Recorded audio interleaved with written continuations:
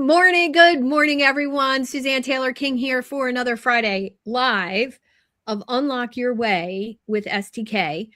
I'm STK, as you already know, and we are here today for a conversation with Melanie Mitchell Wexler, total stranger till 5 minutes ago.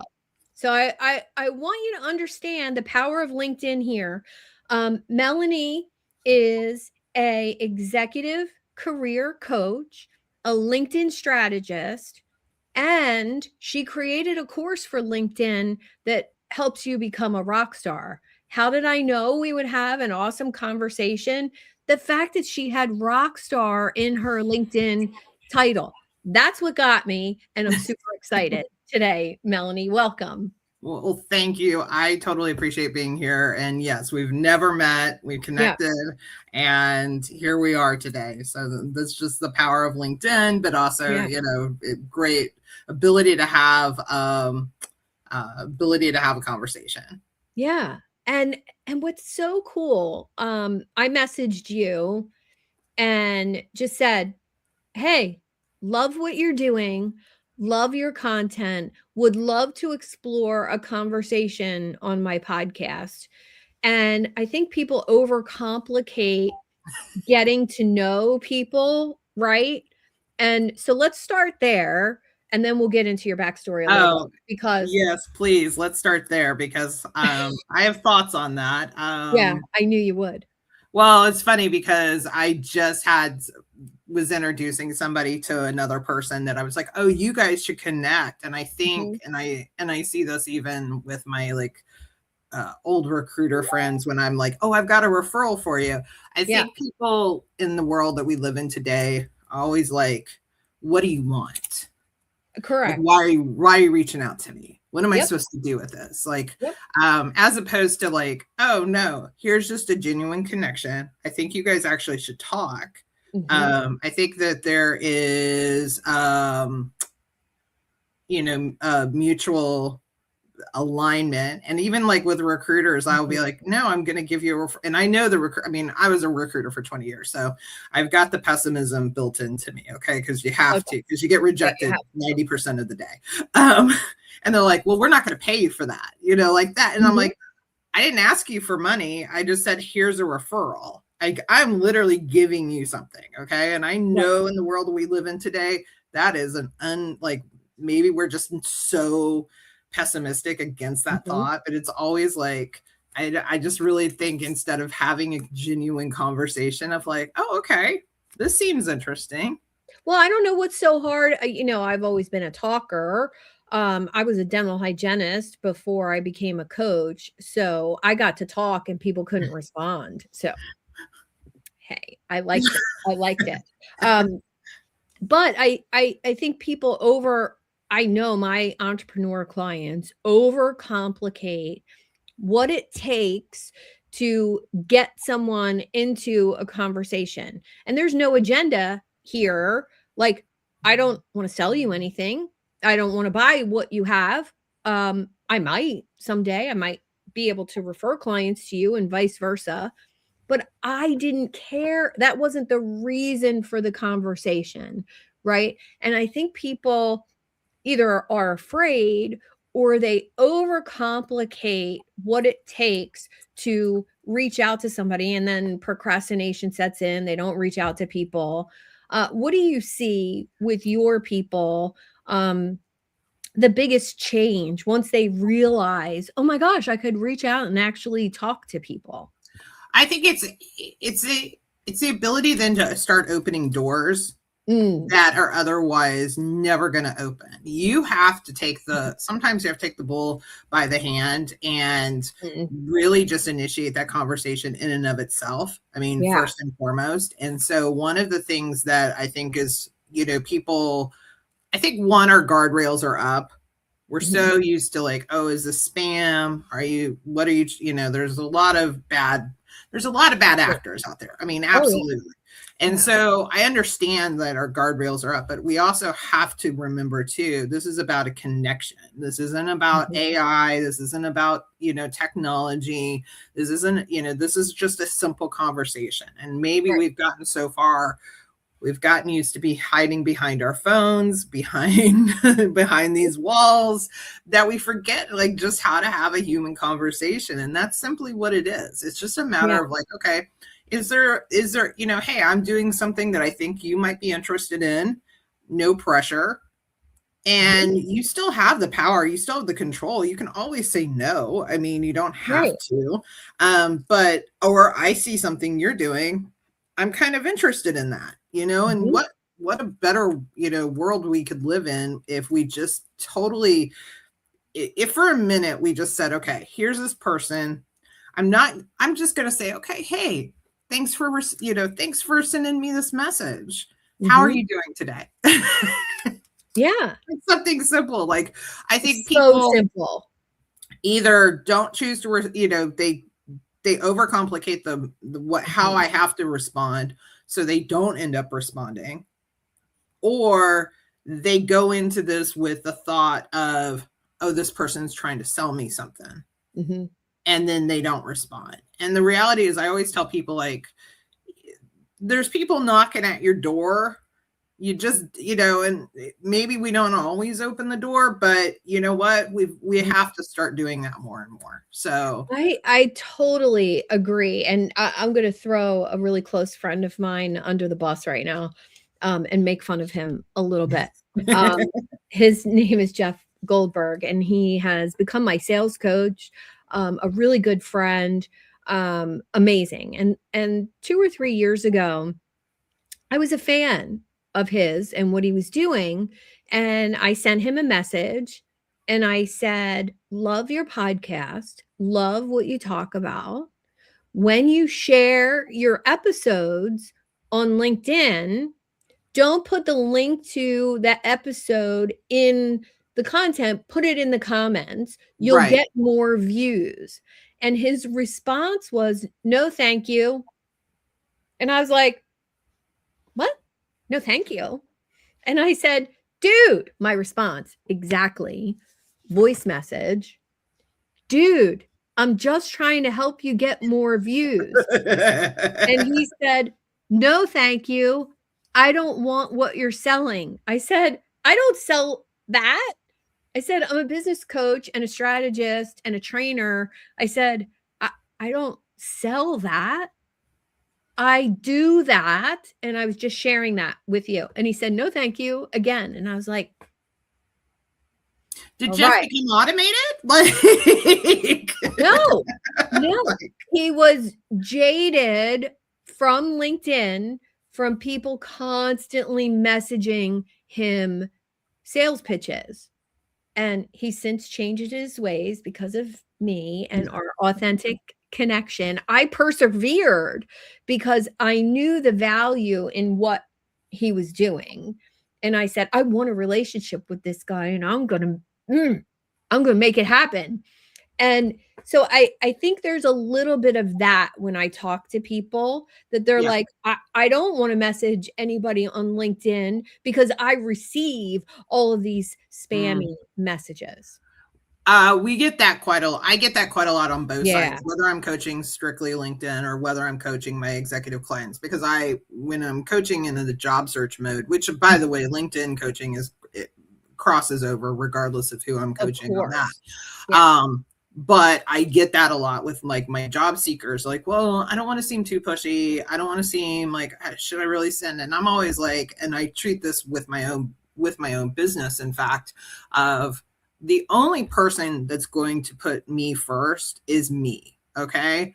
The only person that's going to push my business. Yeah. I have a lot of supporters. I have a lot of people in my, wheelhouse that are, there to cheer me on. But at the end of the day, the only person that's going to really help me is me. And Yeah. so I have to be in control of that. I have to be able to do something. And I say control not in a bad way, but I have to be driving the ship. Okay. I can't just, hope that other people are going to respond. I can't hope that other people are going to like see me, and, I have to be the one that reaches out. And Yeah. whether you're actively, seeking opportunities, and again, as coaches, even entrepreneurs, we're always seeking opportunities. So, so I can't assume that people are going to do that, because what happens in that case is nobody does. Because Right. one, you're also not putting yourself out there, and you're not refining your process. And yeah, there is a lot of spam out there. I get a lot of spam. I get people all the time hitting me, and truthfully, I read every single message. Mhm. I look at the person's profile and I say, okay, is this person for me? If they're Yeah. not, I don't connect. I don't, I mean, I truly, I just don't respond sometimes, and then, yeah, there's those people that have been taught. And here's the thing, there's people out there teaching, having taught some of this stuff. Okay. Right. And, Right. there's some messages out there. I don't know. Somebody's making $1 million off some of these messages because they're the same exact message that Same everybody. exact message. And I'm literally like, where does this live? Like, how do Where I, did that script come from? right? Who has the script that I need to like get rid of? Because Yeah. I need Yeah. to know the origins of this script. Okay. Like, Have you ever asked I that? need to I have. ask. I really actually do need to ask. I I now have. probably, and I'd love to know what they said, because literally I'm like, Mhm. we're like, stop saying this. Yeah. So The last one I had received 3 of the exact same message, and they kinda look like fake profiles. So to every single one, I said, "Interesting, I've received this message from 3 other people just this week. How's this working for you?" And I got one response was like, "It's not working. What do you suggest?" I'm like, "Oh, that's too long for this message, but I suggest you stop that sending I those I messages." I apologize. You are gonna have to hire me for that. Yeah, Okay. For yeah, that response, you're actually gonna have to hire me. yeah, But yes, low bottom help. Just don't send that yeah, message. exactly, just stop doing that. I have Um, asked in the past, and I've gotten things like, "Oh, this is working out just great," and I'm like, "Is it really?" mm, 'Cause you send 1,000 of them and get 1 Right. response. I don't wanna play in that Yeah. in I'm that like, line. my odds are better. Honestly, my odds are better playing the lotto. I can go Yeah, get a scratch off and, yeah. have better odds probably. So, Well, how did you really get started with the whole LinkedIn thing? I mean, I know there was a learning curve for oh you, yeah. you mentioned that, but how did that kinda come about for you? So I recruiter for 20 years, made a pivot, fall into this coaching thing. Was not the plan, by the way. I wasn't ever Mm, going to be a coach. yeah, I was never going to own my own business. I was always going to go recruiting. And I did do internal, I was agency recruiter, and then did internal mhm, recruiting, had some life happened. And then literally fell into this business. All of a sudden I have this like resume writing business, coaching business. And I'm like, oh, okay, well, what do I do? And I mhm, knew enough, because I'd been a recruiter for 20 years, that I was on, I was on LinkedIn. And so I was like, oh, my people are on LinkedIn. Got to go there, right? Go to LinkedIn. And I was guilty of the thing that we all do. I consumed every bit of information I possibly could, became so overwhelmed. I didn't even know how to show up. Like, mm, okay, you're supposed to do this and you're supposed to do that, and I'm going to do this. And it was overwhelming. It was too much. It was too difficult to handle. And at the end of the day, I just was like, okay, this isn't working. So I did go seek out like some of the best advice. I would following those people. And mhm, at the end of the day, I realized there was nobody really speaking to me. Like, there was nobody speaking to that new coach that was so overwhelmed, that didn't mhm, know what to do. Felt like LinkedIn knows enough to knows that everything knew enough to that LinkedIn was a good place, but it wasn't happening. So started on Clubhouse during the pandemic, was Mhm. doing a social audio room, got introduced to Shel Shapiro, who is now my business partner. And she became my host, literally got introduced. We had a phone conversation, and the conversation legitimately went, so you're going to be my host. We start next Thursday. We do it every Thursday, 6 p.m. Eastern.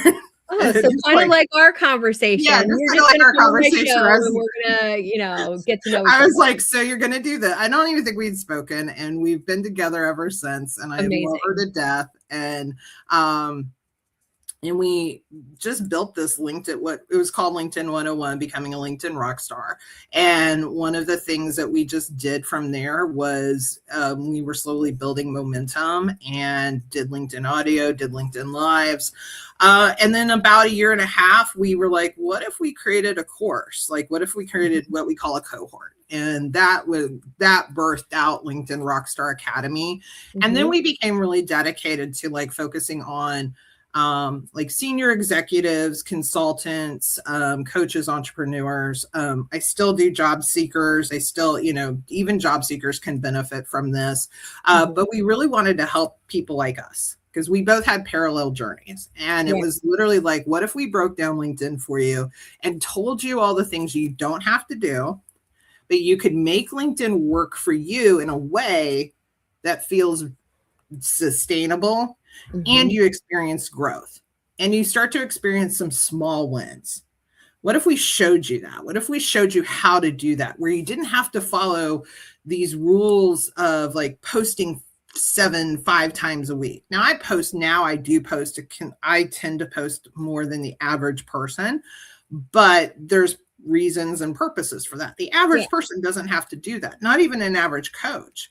What happens, there's so many other ways to create this engagement. And Mhm. so that's really where it, like our child came from, was the LinkedIn Rockstar Academy. It was to be able to help other people like us that were struggling. And we were seeing all these amazing coaches and all these amazing people that were not having success. Mm. It's easy to say this platform doesn't work. LinkedIn Yeah. sucks. And I always have to stop and say LinkedIn gods. I'm not saying that because, the LinkedIn gods Yes. are always listening. Yes. I am a good LinkedIn citizen, but, and so, but it's easy to lean into the negative. And Mhm. so Shell is, she calls herself the LinkedIn cheerleader. And that's, and it's funny, we did a webinar teaching this past Wednesday to an association and a local association in DC. And, they were like, oh my God, she's so positive. And I'm like, it's like that is her. Like, it's just, Yeah. that is who she genuinely is. And so, and I definitely am probably like the no nonsense, like the one that's like, Mhm. okay, I'm going to tell you how it is. But, we genuinely want people to be successful. Believe that the more successful everybody, the greater successes we all have, the Mhm. greater, there's just greater good that, extends from that. So, but you can be successful on this platform. You can have fun Well, on this platform. and you can have fun, you can be successful, and you don't have to do it like everybody else, right? You Yes. can be yourself. We talked a little bit about what that looks like. Um, and for me, I love writing content. I have a newsletter, I have a Substack, I produce a lot of content. So for me, that part's easy. People see what I produce and they're like, oh my God, I can't do that. I'm like, you don't have to. You I don't, do that because I enjoy writing my AI newsletter. I enjoy writing my Stoic philosophy newsletter. I do that for me. The fact that it becomes part of my content flywheel, a bonus, right? But I think that's a really key piece. You have to find your way that works for you. You have to like what you're doing. You like I wouldn't have a podcast if I didn't enjoy having conversations in front of, thousands of followers. Like I enjoy bringing people to other people through this medium. Well, why do it if you don't enjoy doing it. And Well, I think that has to be part of the it message. has to be a part. It has to be a part because there's so many. I get it. There's a ton of Mhm. LinkedIn coaches, and I get this all the time. Well, why would I want to hire you to like be my LinkedIn coach? And Yeah, the reality is, like, I always tell people, like, here's the reality of it. It's like, first of all, you hire people that you resonate with in right. regardless of that. But second of all, that the other layer of this is the fact of, I want to show you that you don't have to burn yourself out. And this goes for all platforms, by the way, not just LinkedIn. You don't Mm, have to burn yourself out doing something because you see this other person doing it. I have a very good friend, but also personal coach, or someone who's coached me. Her name's Judy Fox, and she gave me some of the best advice. She's like, people chase, like, you're here, and mhm. people are all the way up here chasing this person all the way at the top. They're looking at the Yeah, Gary V's, they're looking at the Richard Bransons. yeah, Okay, maybe I don't want to be a Gary Vee or a Richard. Like, did we ask ourselves, like, do I even want yeah. that? But the problem is, what's that in the middle?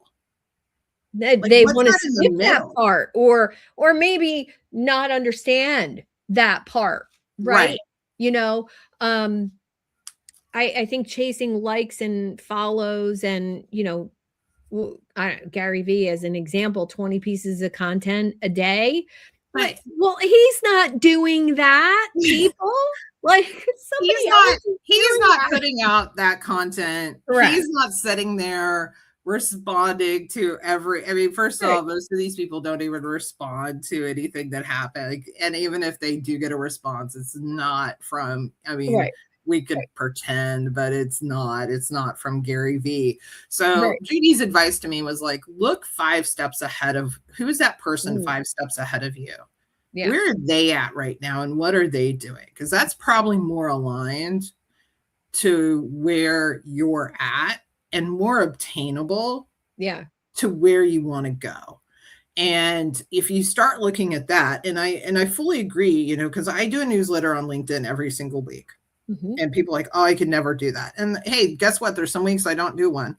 I don't mhm. beat myself up over it. I think 2 weeks ago, I just was like, it was either the schedule or what. I just didn't have any content that I felt I was away last week and didn't do one. Like, right. I was just like, what? I just like, if yeah, nothing truly inspires me, then I'm literally like, okay, whatever. yeah, I mean, I do a poll on every Monday. Now, I will tell you this: there's some LinkedIn coaches out there who would have told you that girl is freaking crazy for doing a poll. Polls suck.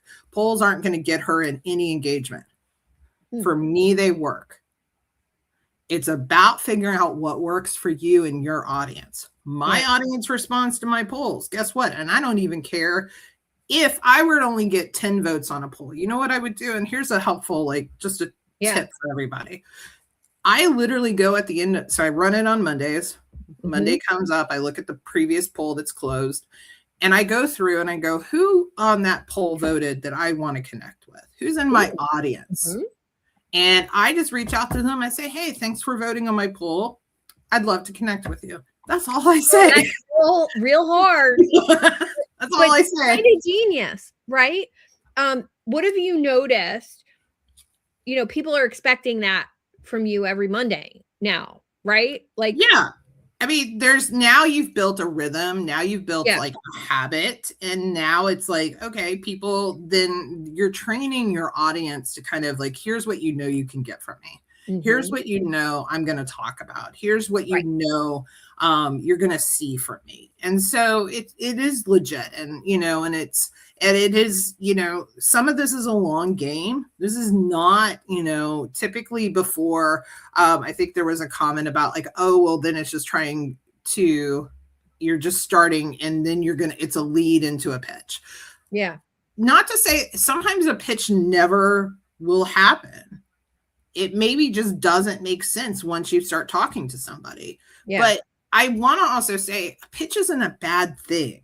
Okay. Like a pitch isn't yeah, like I understand. When is a pitch bad? A pitch is bad when I say, hey, Suzanne, we just connected. Here's this thing I want to sell you. mhm, Okay. But if Suzanne and I have had 7 to 8 conversations, And I say, Suzanne, based on our conversations, I just want you to know I'm running this cohort next week. I'm running this workshop. It is a paid workshop. I'd love to invite you. Can you go check it out?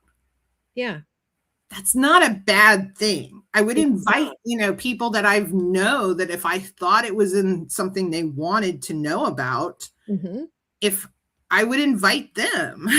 So, Right. Right. so yes, we're talking 7, 8, maybe it's 10 conversations in. It is about staying in touch. But I will tell you, the one thing most people are not doing is they're connecting with people and then they do nothing. Yeah. And then I hear on the other end, well, my network can't help me. Well, you never had a conversation. I say all the time, if you feel that way, it means you're not helping your network enough. Right. Well, So it if you also, think people aren't helping you, that's because you're not helping others.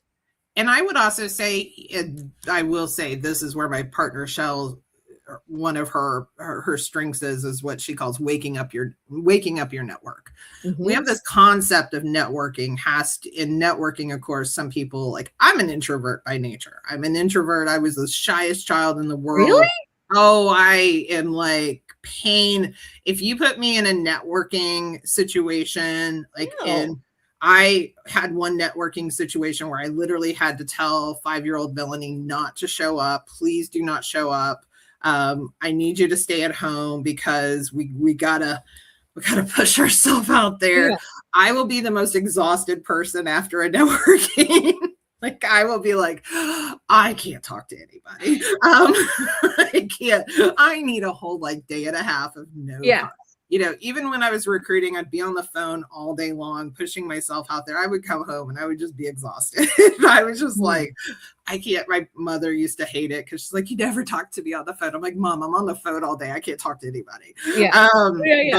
But yeah, I was the shyest child in the world, like painfully shy. But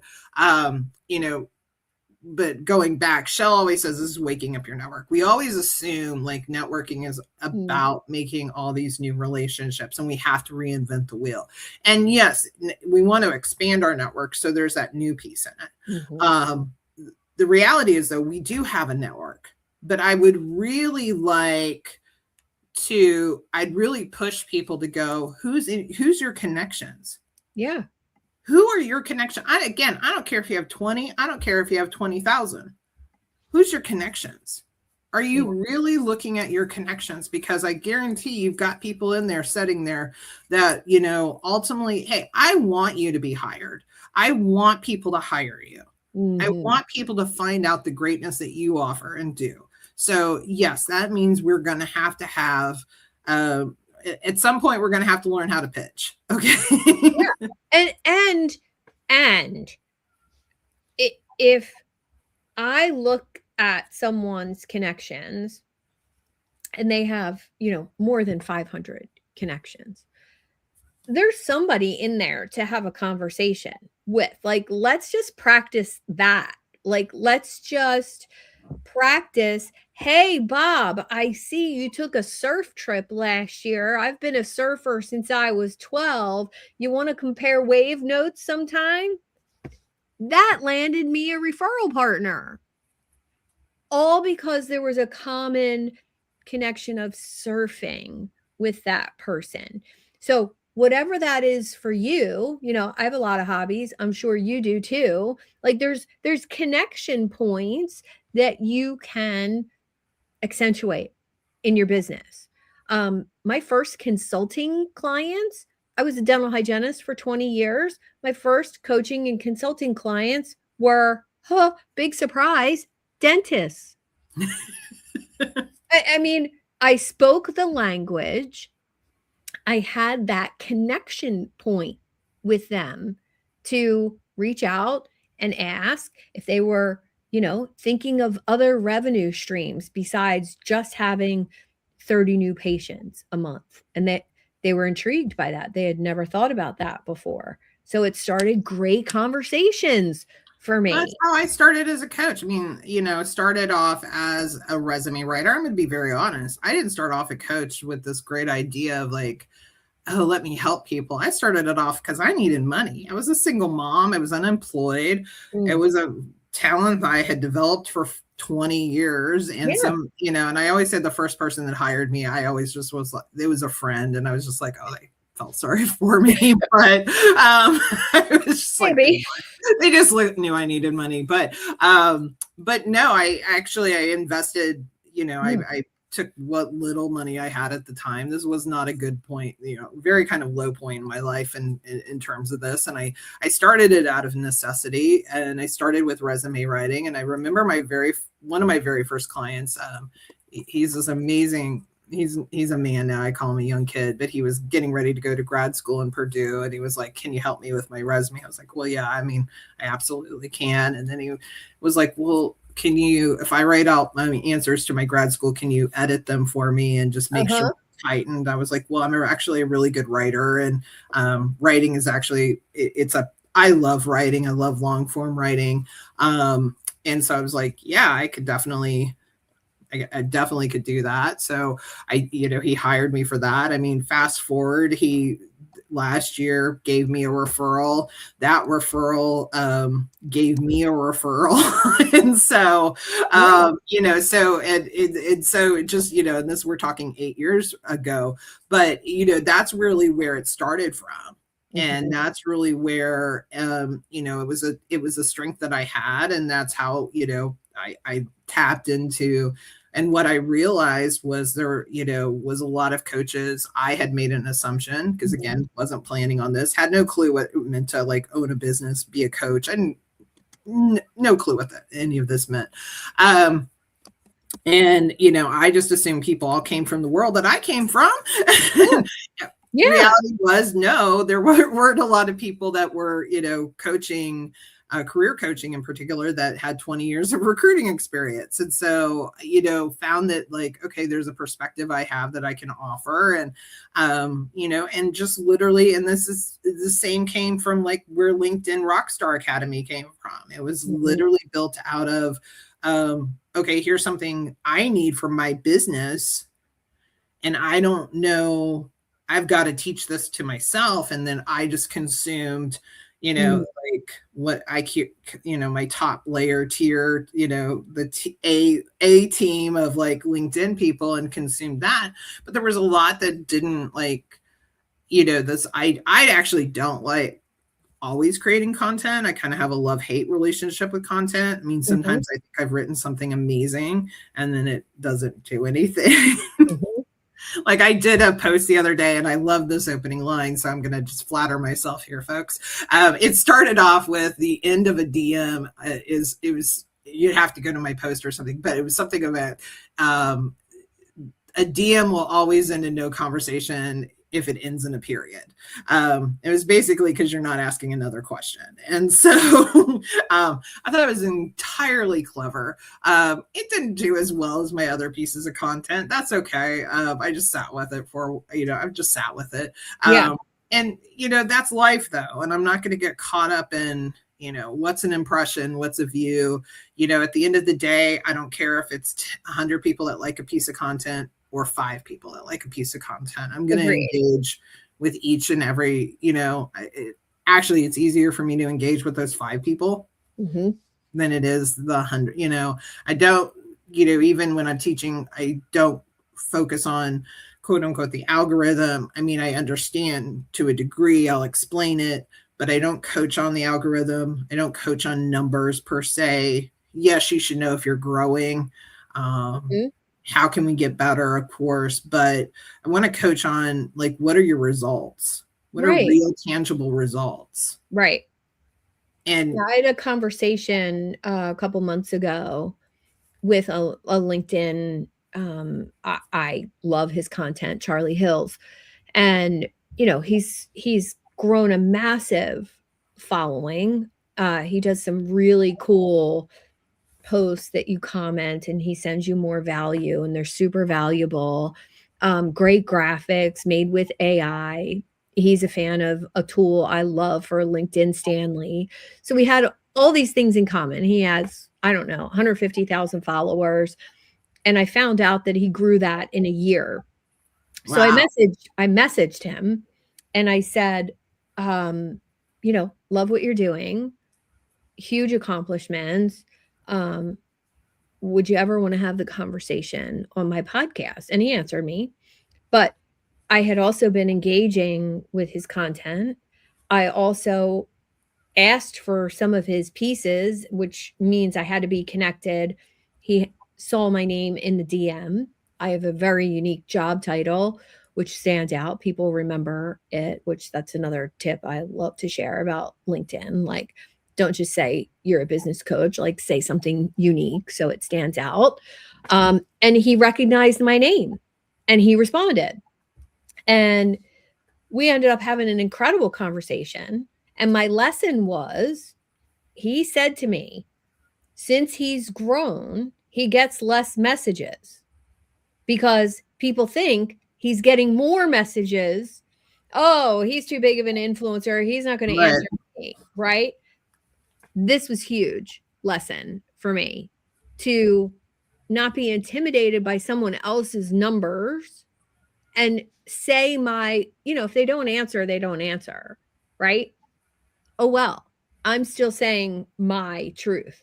So if you could give one piece of advice about reaching out to people that 5 steps ahead of you, right? Maybe they have more followers, maybe they have more engagement, maybe they have a bigger business than you think. Like you're intimidated because they're a couple steps ahead of you. What advice would you give? I think it's one of the things that it's, first off, put yourself out there. What you said about like if they respond, great. If they don't, don't put the energy and the lack of the response. Don't put your energy in there because there's a variety of reasons why people don't respond. Okay. They actually might not be as active on LinkedIn as you think. There are tools that can schedule your post for that are actually very legit tools. They're not, bad tools. You can have those tools. So they may not be I spend more time than the average person. And so please don't, but the biggest piece of advice is please don't be afraid to do it. But also don't be afraid to do it I see so many business owners in particular just like struggling and they're so like, I've got to have these things that are so perfect. Yeah. And I'm going to sneeze. Maybe not. Okay. I think so. I was like, try not to sneeze. No. Never try not to sneeze. I know.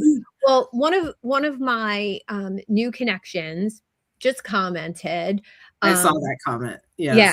And I believe he pronounces his name Alan, but I'm not sure. So please correct me. I actually loved his question because I actually have I have a thought on this question. So first off, when we talk about LinkedIn, whether it's content or newsletters, first and foremost, understand this. This is not going to ever close you business. Okay. I know that you may never have heard that before, but it's never going to close you business. It might get you that one off, like somebody read something and be like, I'm going to hire. Yeah. I had one of those in the past. Right. You're going to get them like once every, I don't know, let's say 3 years or something. I mean, that may be even too high. So that is not the purpose of the content. Okay. The purpose of the content is to establish yourself as a thought leader, as an expert in your field. Yes. That's the purpose of the content. So when we talk about performance of newsletters, now there's a lot of people out there would tell you, Mel, LinkedIn newsletters, they've died. There's always somebody that says something's died on LinkedIn. Okay. It's only died. And I'm going to go back to Gordon had something about like, it's only died as much as you don't know how to use the tool first and foremost. So some of my newsletters are my best performing pieces. One, here's why. And yes, you do get a ton of connection, like notifications. Subscribe to this newsletter. I do not subscribe to every single newsletter. Absolutely, you're correct. Why? Because some newsletters are not relevant to what I'm interested in knowing or my field. So first off, you don't have to do that. Second of all, yes, you're going to get that because somebody said you need to go create a newsletter. Now you know what's going to happen.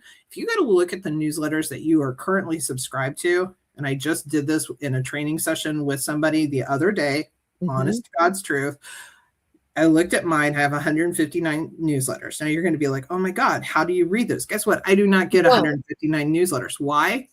Most people, like, we randomly picked one. She had written two editions. So she had just written 2 pieces, and it was over 4 years ago.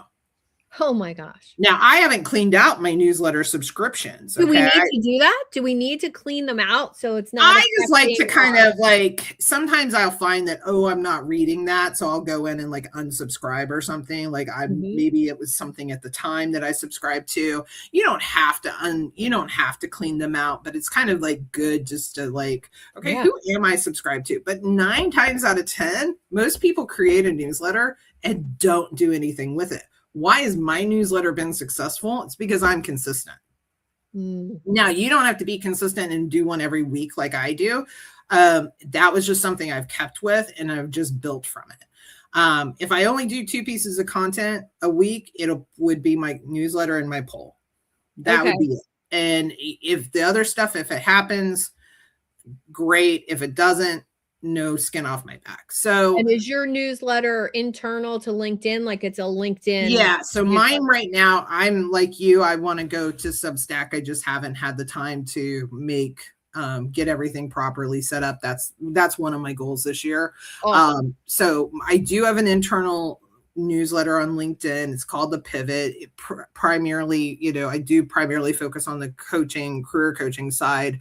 I do get into LinkedIn on that piece as well. But again, it's just as a matter of like creating and establishing my expertise and why I say here's my point of view. The other thing that people should know that LinkedIn is doing right now is LinkedIn's content that you're producing, especially even newsletters, is becoming very SEO driven when it comes to Google searches. So especially for entrepreneurs, business owners, coaches, this is really important because I don't want to pay for SEO on Google. No, thank you. I have no desire for that. But if you go and type Melanie Mitchell Wexler LinkedIn post right now in Google, it's going to give you, because I was doing this again as an example. I think the other day it was like my most recent post.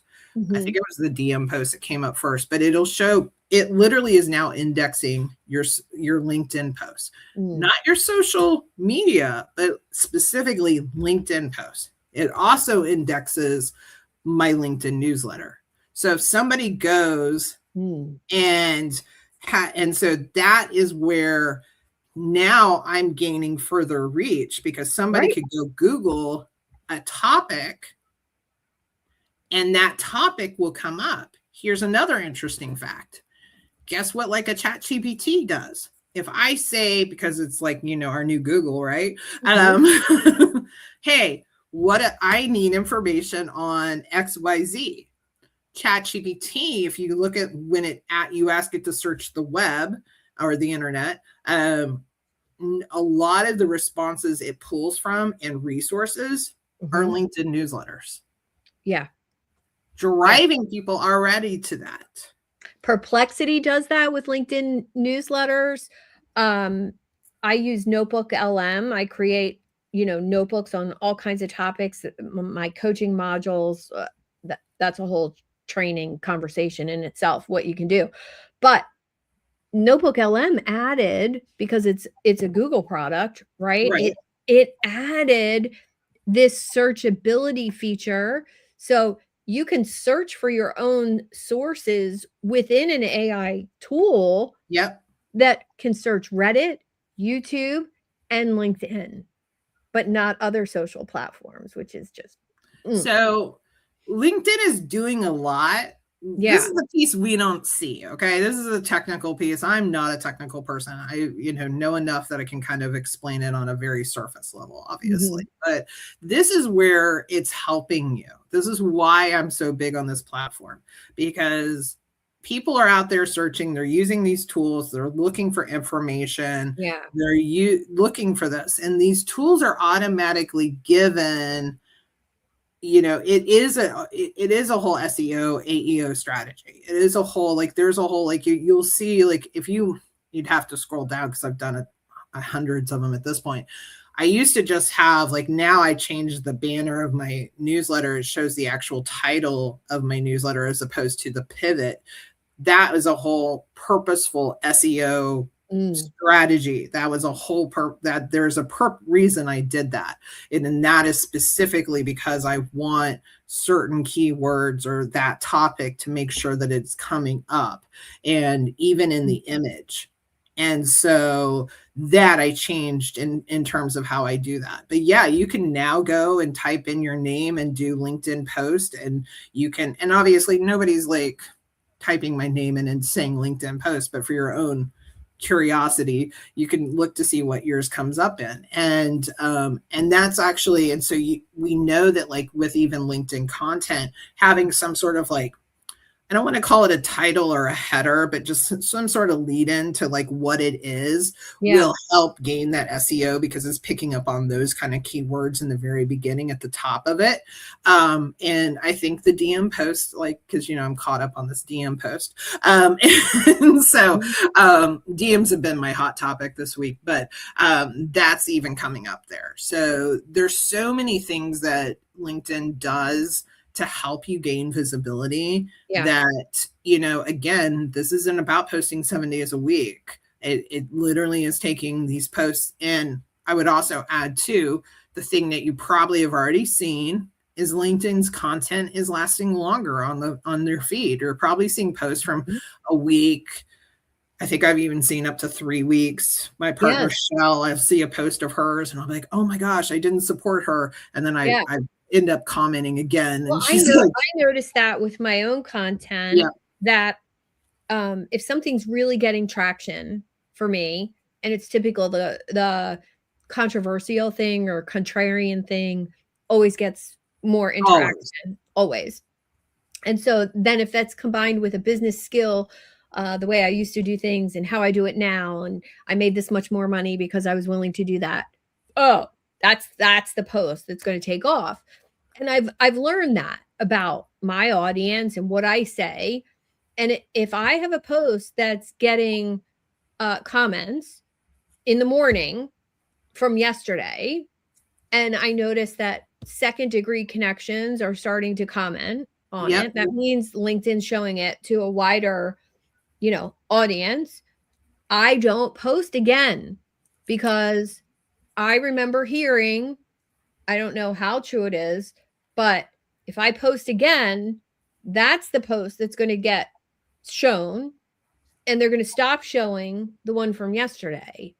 Is there truth? There is still some truth to that. I would say that it's, you can still get away, as long as I'm big on, like, and I made this mistake. I accidentally scheduled 2 posts for last Tuesday and I had 2 posts go. So if you're, and I'm not a content creator that can post double. Like, you'll see Gary V, for example, like, these are kind of horrible examples, but no offense to Gary V. Gary V can get away with posting 20 times a day. Okay. Like, he can do it.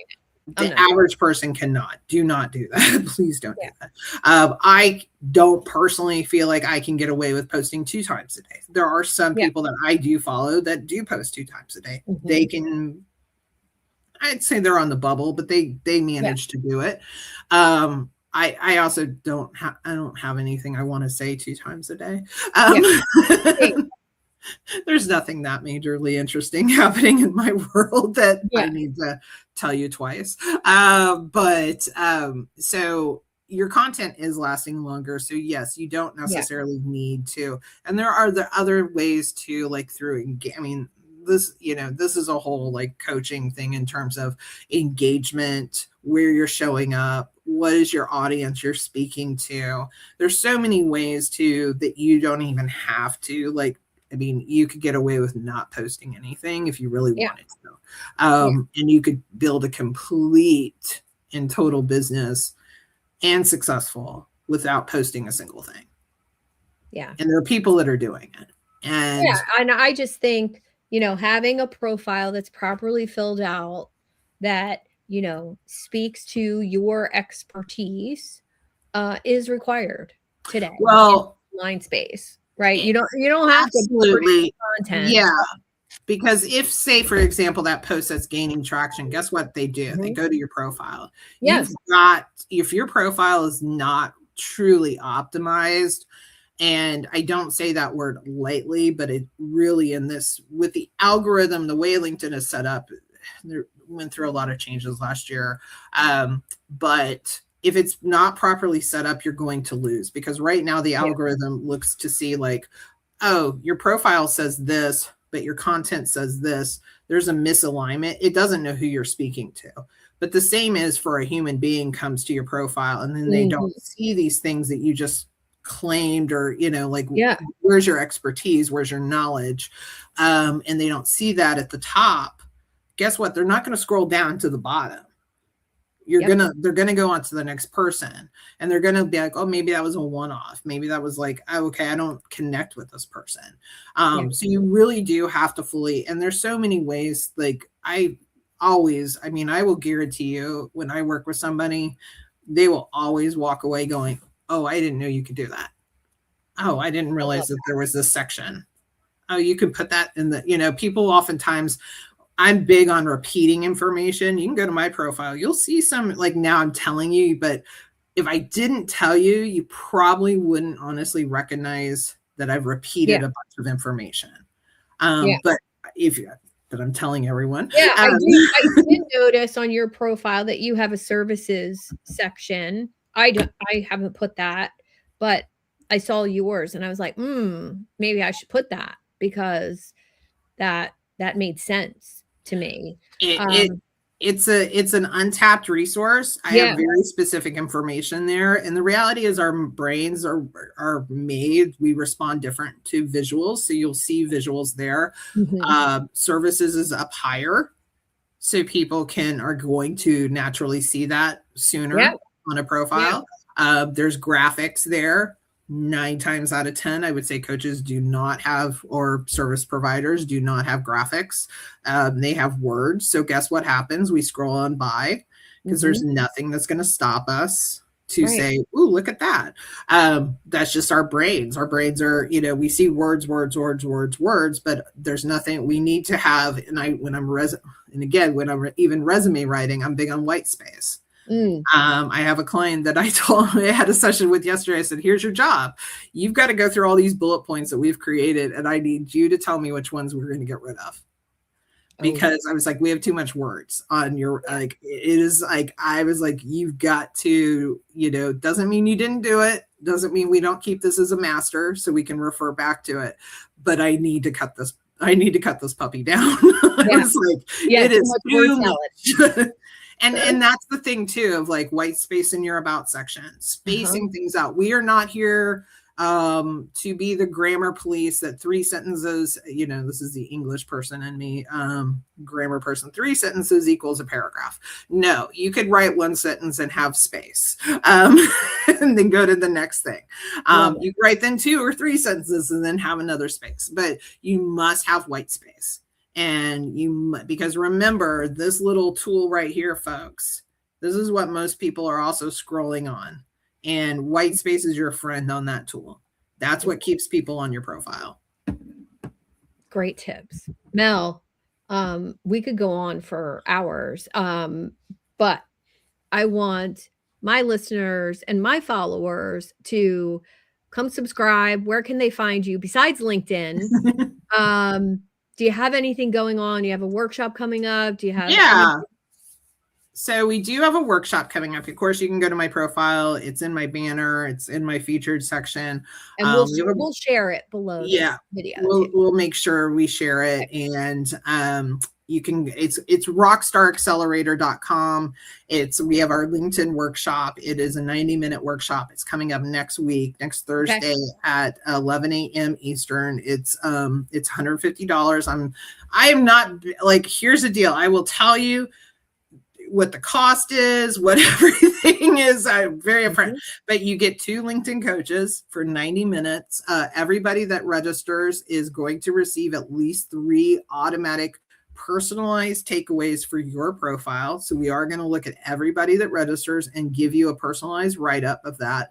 And then we're also going to be teaching on how to really kind of focusing on that top half of your profile. That's first. We spend a lot of time on the profile, to be very honest, because again, this is your landing page. This is where people are going to consume. So that is my big thing right now, LinkedIn Rockstar Accelerator, what we call our accelerator workshop. And so that's coming up next Thursday. There's still spaces open for that. And if you are interested, I mean, just message me, connect with me even. Like, that's cool. Like we said, just connect with me.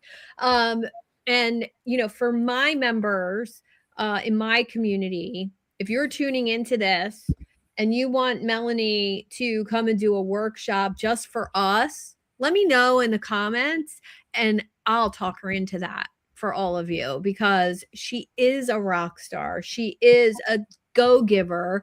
And I knew it from minute one. Melanie, thank you so much thank for you. connecting with me, for having this conversation, and being willing to hop on Facebook, LinkedIn, and YouTube Live with someone you've never met before.